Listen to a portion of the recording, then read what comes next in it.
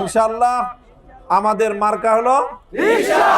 রিকশা এমন একটা মার্কা, এটা এমন একটা যানবাহন, এটা তো চালায় গরিবরা, কিন্তু বড় লোকরাও রিকশা ছাড়া চলতে পারে না।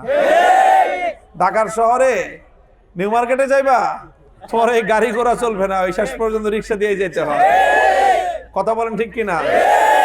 রিকশা এমন একটা যানবাহন, এটা গ্রামেও চলে, শহরেও চলে, পাকা রাস্তা দিয়েও চলে, কাঁচা রাস্তা দিয়েও চলে, এটা হরতালেও চলে, এমনকি কারফিউতেও চলে।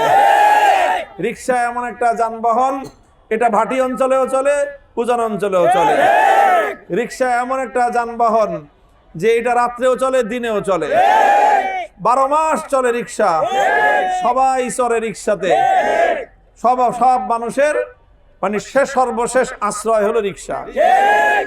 এটা খুব বেশি জোরে চলে না, কিন্তু মাগার এটা বাড়ি পর্যন্ত পৌঁছায় দেয়।